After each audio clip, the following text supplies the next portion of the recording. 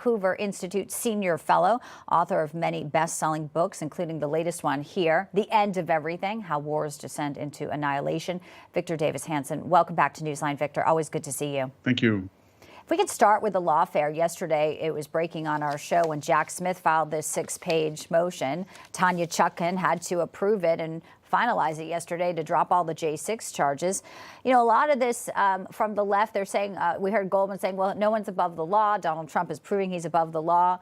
You know, Americans want accountability in some way, shape, or form. What do you think the DOJ under the new administration should be looking at when it comes in, seeing that more than $100 million was spent to prosecute Trump on a case that now in a moment goes away?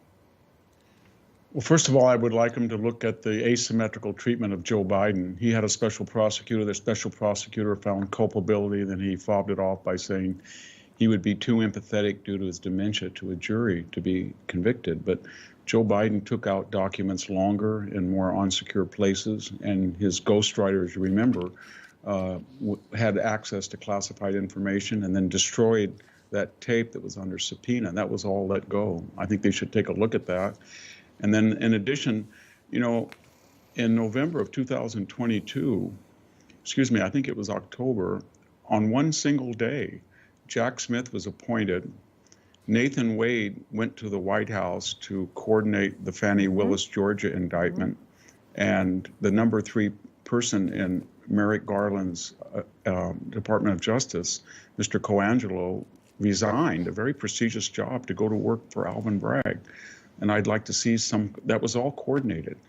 And I think they need to go look and subpoena all of the emails, communications, and see to what degree Merrick Garland and the Joe Biden legal counsel were coordinating Letitia James, Fani Willis, Jack Smith, and Alvin Bragg.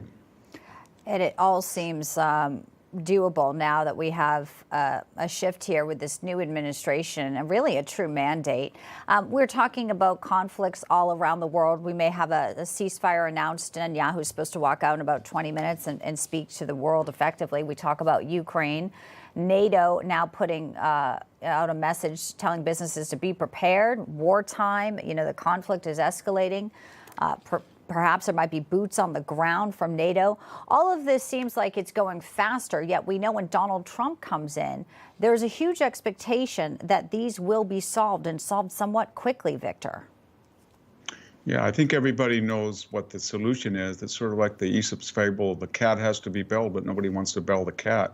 No administration, not Donald Trump's, not Barack Obama's, not Joe Biden's, ever said that they were going to take back the Donbass and Crimea that were stolen under the Obama's appeasement policies. Right. Take it back by force.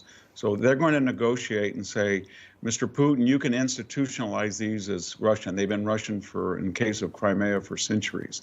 And you can tell the Russian people that was what you achieved. You can tell the Russian people that you got Ukraine and prevented them from NATO. You can tell the Russian people you have a new alliance with China that came out of this. But you're going to have to go back to the February 22nd demarcation point that you started the next war. And then we won't put Ukraine in NATO.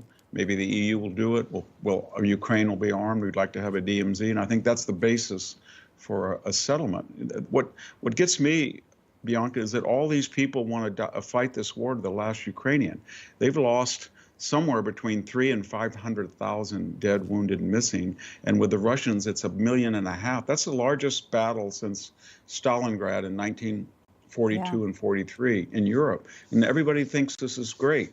We diminish the efficacy of the Russian military, but there's so many things wrong going on right now. We need to use Russia to triangulate against China and vice versa. Yeah. We've always done that, and we've lost that card. Yeah, we have lost that card.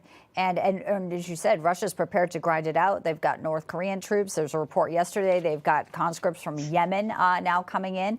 And there is a strategic sort of keeping the adversary, not letting Russia topple, because if it does, then China comes in, and we know all the resources it would love to have in Siberia. Information. Truth is freedom. Is Newsmax. It's real news for real people.